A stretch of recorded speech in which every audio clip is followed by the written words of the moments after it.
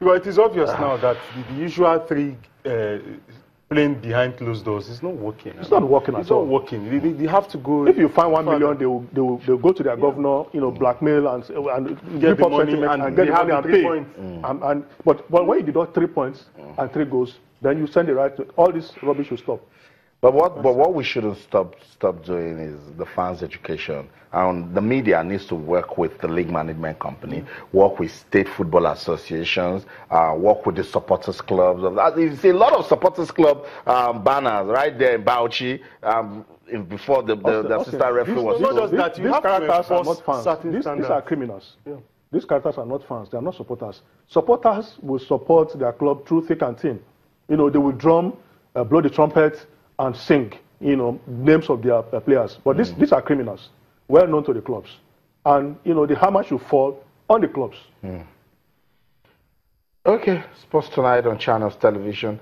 We are taking a look at everything that is going down in Nigerian football. But just to set the record straight, actually not criminal act, but these guys, I know, go to the stadium to cause troubles. When you stone an assistant referee, a woman, for goodness sake, what do you call, how do you describe the act? Is it until the referee is killed and then you now describe it as a criminal offense? This is not football, for goodness sake, Austin. This is not football. A woman, and that woman should be mother to some kids, maybe a wife to a man. So how do you, in the real sense of it, stone a woman who is doing her work? I saw Bossa de Momo try to get up after the effects of that stone on her face, and she staggered and I broke down. I'm saying that's totally unacceptable, guys. That's what I'm saying. Yeah. Look, I love the quality of football we've seen this season. It's actually an improvement from what we saw last season. And then it tells us that the league is growing. But then we're not just doing something. We're not telling people that it's not win at all costs. We're not telling them that football can get better. People come to your stadium and they win, and they know that you guys can hug yourselves, shake hands and say, we did it well because we truly deserve it. That's what I'm saying we should keep doing. We should keep talking about it until we pass some good education to the fans. We are obviously doing that. But that is not enough.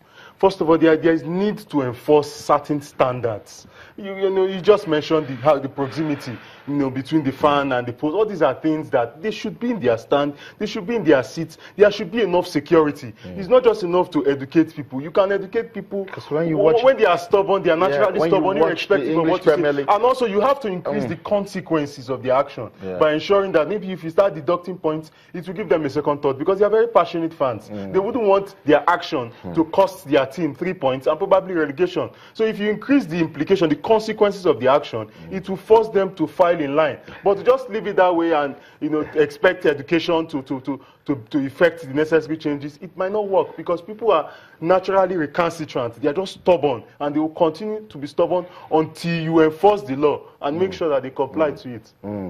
Okay, let's go on social media now. Omo says, why has the LMC, that's the league management company, not sanctioned Wiki Tourists on the same offense as Kaduna United? It says, I smell foul play.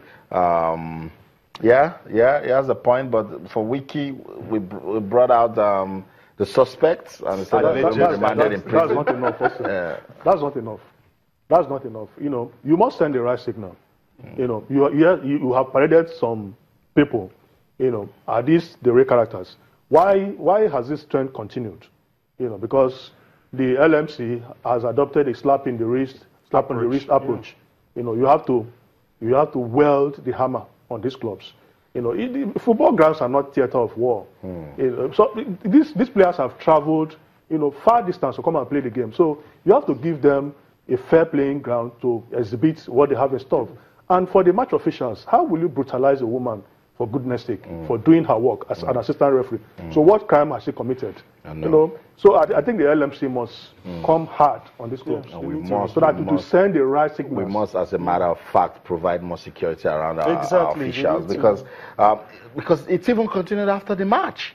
All of this drama still continued after the match, and it wasn't a conducive atmosphere for football. Enugu Rangers at some point refused to even come out to continue the match. and we don't really want all of that. So I think we should leave it at that. We love what we've seen in the league this season. It's been competitive. It has shown some level of improvement. The quality is top-notch. We love the fact that we talk about it week in, week out, but hey, to everybody that goes to the stadium, look, let's have it in mind that the game is fair play. Don't go to the stadium to cause trouble. Your team wins today, celebrate with your team. They don't win, stand by your team. That's what it means to be a fan. A true fan, stand by your team. You don't cause troubles. Let's protect our officials. Our officials shouldn't be harassed anymore. We're not going to take it anymore. And that's why the league management company, they need to be firm. We need to be assertive, say things and do them, so that these clubs will understand that we mean serious business with our football. Let's get on with the show now. Talk about Abia Warriors. They seem to be doing that. They don't care. This one, they don't need to wait for the league management company. Godwin Zaki, he has been suspended indefinitely, and they've described this as an act of indiscipline and professional misconduct. Yeah, I read the statement too, but the club didn't go into details. You know, when you say indiscipline and unprofessional, misconduct, to what extent?